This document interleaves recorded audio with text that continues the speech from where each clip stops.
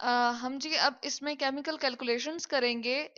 जो हमने फार्मूला पढ़ा था नंबर ऑफ मोल के हिसाब से, उसके हवाले से हम क्या कर सकते हैं जी, एक कैलकुलेशन कर सकते हैं मोल मास कैलकुलेशन, यानी कि अगर आपको मास गिवन हो और उसमें से नंबर ऑफ मोल्स निकालने हो तो वो हम कैलकुलेशन करेंगे जी यहाँ पर। और इसके साथ हम ये देख लेते हैं कि एक और कैलकुलेशंस करेंगे जो यहाँ पर नीचे मैंने लिखी है, मास मोल कैलकुलेशंस की। या आपको मोल गिवन हो और आपने उसमें से क्या निकालना हो जी, किसी भी सब्सटेंस का मास। तो सबसे पहले तो हम एक इसके लिए एग्जांपल ले लेते हैं कि हमें नॉन मास अगर किसी चीज का दिया हुआ है, जैसे हमें मेजर करके बता दिया है कि ये नॉन मास है किसका। लेट सपोज सबसे पहले हम यहाँ पर कोल ले लेते हैं, कार्बन का एक ढेर दे दिया आपको, और यहाँ पर हम ले लेते हैं जी कोल। नोन मास ऑफ कोल अगर हम कहें, जिसको हम कार्बन भी कह सकते हैं, सी, चले मैंने इसका सिंबल ब्रैकेट में लिख दिया है, वो जी आपको गिवन है 24 ग्राम। ठीक है, ग्राम के लिए हम स्मॉल जी यहाँ पर मेंशन कर रहे हैं। उसके बाद हमें ये कहा है कि मोलर मास जो है वो आपको बता दिया है, और हमें मालूम भी है मोलर मास अगर हम कार्बन का कहें वो कितना होता है जी, मोलर मास ऑफ कोल या कार्बन का अगर हम कहें तो वो होता है जी 12 ग्राम। अब लेकिन मोलर मास है तो इसके लिए हमें क्या लेना पड़ेगा जी, 12 ग्राम पर मोल। जैसे कि हमने बताया था ये ग्राम में ही मास होगा, लेकिन क्या होगा, मोल के हिसाब से होगा। अब पूछा क्या है हमसे, नंबर ऑफ मोल फाइंड करें, तो हम यहाँ पर चलें लिख देते हैं नंबर ऑफ मोल्स। हमें नहीं पता नंबर ऑफ मोल्स, हमने क्या करना है जी, number of moles of carbon ही हमने फाइंड करने हैं। तो क्या होगा जी, यहाँ पर हम क्वेश्चन मार्क लगा देते हैं। ठीक है, अच्छा। अब क्या होगा जी, हम इसका फार्मूला लिख देते हैं, जैसे हमें नंबर ऑफ मोल का फार्मूला हमने पीछे भी पढ़ा था। तो यहाँ पर चले हम एक डिफरेंट कलर से लिख देते हैं ताकि हमें थोड़ा सा इसमें क्या हो, फार्मूला हम यहाँ पर लिख देते हैं नंबर ऑफ मोल्स। नंबर के लिए ओ लिखा है, एन ओ लिख दिया हमने, मेंशन कर दिया यहाँ पर। नंबर ऑफ मोल्स जो है वो किसके बराबर होता है जी, नॉन मास, यानी कि जो मास हमें पता होता है, हमने मालूम किया होता है, नॉन मास किसी भी सब्सटेंस का डिवाइडेड बाय मोलर मास। ठीक है, तो हम क्या करते हैं कि उसका जो नॉन मास होता है उसको डिवाइड कर देते हैं उसके मोलर मास से। अब यहाँ पर हमें कार्बन का जैसे कि गिवन है, तो क्या बता दिया उन्होंने जी, हमें ये इंफॉर्मेशन दी हुई कि नॉन मास 24 ग्राम है। तो चले हम यहाँ पर लिख देते हैं 24 ग्राम। और जी मोलर मास इसका कितना है, वो है जी हमारे पास 12 ग्राम पर मोल। ठीक है, अच्छा। अब जब हम इसकी कैंसिलिंग करेंगे तो 12 के टेबल से ही हम इसको क्या कर सकते हैं, काट सकते हैं। और कितना आ जाएगा जी, 12 टू जार 24 होता है, तो यहाँ पर हमारे पास क्या होगा, ग्राम भी ग्राम से कैंसिल हो जाएगा, और ये पर मोल जो है ऊपर जब जाएगा, यहाँ पर हम जब लिखेंगे तो ये हो जाएगा जी मोल।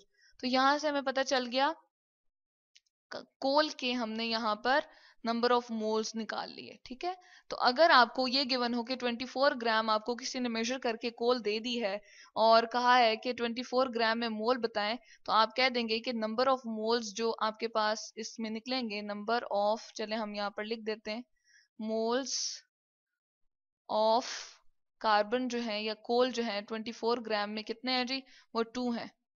कार्बन इन 24 ग्राम्स में कितने होंगे जी, वो होंगे आपके पास 2 मोल्स। तो यहाँ से हमें ये कैलकुलेशन के अकॉर्डिंग हमें पता चल गया। अब हम क्या करते हैं जी, दूसरी वाली कैलकुलेशंस कर लेते हैं, मास मोल कैलकुलेशंस, जिसमें हम क्या करेंगे, हमें मास गिवन होगा और उसमें से हमने क्या निकालना है जी, नंबर ऑफ मोल्स निकालना है। तो इसके लिए हम एग्जांपल ले लेते हैं जी NaCl की, यानी कि सोडियम क्लोराइड की ले लेते हैं। चले यहाँ पर एग्जांपल हम लिख देते हैं कि उसका मोलर मास जो है वो हमें बताया हुआ है, और मोलर मास हमें पता है वो कितना होता है जी, सोडियम क्लोराइड का, चले हम यहाँ पर लिख देते हैं, वो होता है जी 58.5 ग्राम। ठीक है, क्योंकि बहुत छोटा है, यानी कि केमिकल्स को हम मेजर कर रहे हैं, तो हम क्या करते हैं जी, ग्राम वाला यूनिट लेते हैं, केजी वाला नहीं लेते। तो हम जब छोटी कैलकुलेशंस में यूज कर रहे होते हैं तो हम ग्राम्स लेते हैं। ठीक है, यहाँ पर ग्राम लिख दिया, और मोलर है तो क्या लिखेंगे, पर मोल।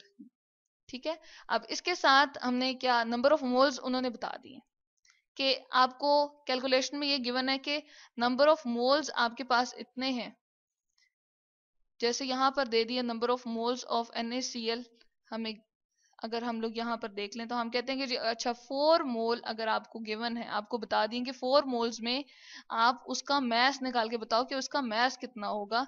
तो हम किस तरह से निकालेंगे जी, हम यूं कर लेते हैं, इसका चले मैस जो हमने खुद फाइंड करना है, मैस ऑफ जो ग्राम में हमने मैस निकालना है उसका ऑफ NaCl यहाँ पर लिख देते हैं। वो हमें जी क्या है, अननोन है, तो हम यहाँ पर क्वेश्चन मार्क दिखा देते हैं। अब फॉर्मूला अगेन हम यहाँ पर रिपीट कर लेते हैं, चलें, ताकि हमें दोबारा से रिवाइज हो जाए।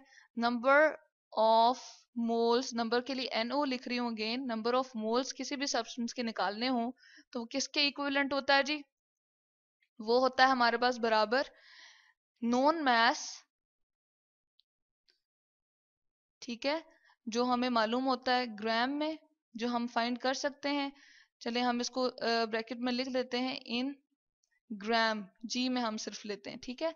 और नीचे हमारे पास क्या आ जाएगा जी, मोलर मैस आ जाएगा, जो हम लेते हैं किस में मेजर करते हैं जी, होता तो वो ग्राम ही है लेकिन पर मोल आ जाएगा उसका, क्योंकि मोल के हिसाब से हम उसको देख रहे होते हैं। तो ये आपके पास आ गया molar mass, non mess divided by molar mass. अब इसमें से हमने निकालना क्या है, हमारी जो इंटरेस्ट की चीज है वो क्या है जी, वो हम कह रहे हैं हमने ये मैस निकालना है क्योंकि ये अननोन है, तो हम ये फाइंड करना चाह रहे हैं, ठीक है। तो इसको यहीं पर रखेंगे और ये चीज इधर चली जाएगी और क्या हो जाएगी, इधर मल्टीप्लाई हो जाएगी, यानी कि मोलर मैस क्रॉस मल्टीप्लिकेशन के रूल के अकॉर्डिंग जब हम मैथ्स में करते हैं तो हम क्या कर लेंगे, इसको इससे मल्टीप्लाई कर लेंगे।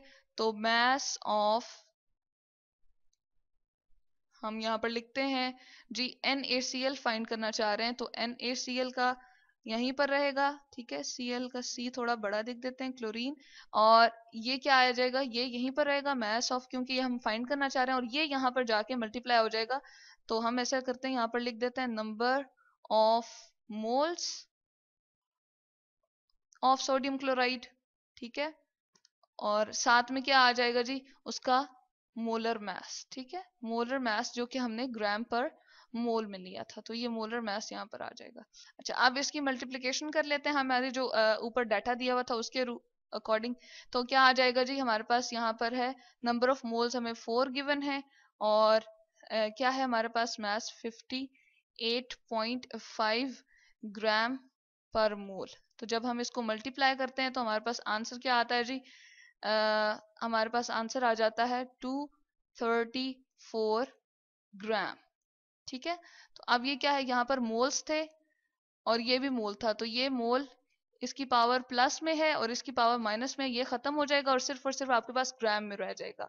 और ये क्या हमने निकाल दिया जी, मैस, जो हमें मालूम होना चाहिए था, जो हम ग्राम में नमक का या आपके सॉल्ट का हम मेजर कर सकते हैं, वो हमें यहाँ से फाइंड हो गया। तो ये कुछ कैलकुलेशंस थी जिसमें हम क्या कर सकते हैं जी, मोल से मैस निकाल सकते हैं, यानी कि अगर आपको नंबर ऑफ मोल गिवन हो तो आप उसमें से मैस निकाल सकते हैं। और इसी तरह से अगर आपके पास ये गिवन हो, मैस बताया हुआ हो किसी चीज का, तो हम उसमें से जी उसके नंबर ऑफ मोल्स को कैलकुलेट कर सकते हैं। तो ये थी हमारे पास केमिकल कैलकुलेशंस, मोल मैस और मैस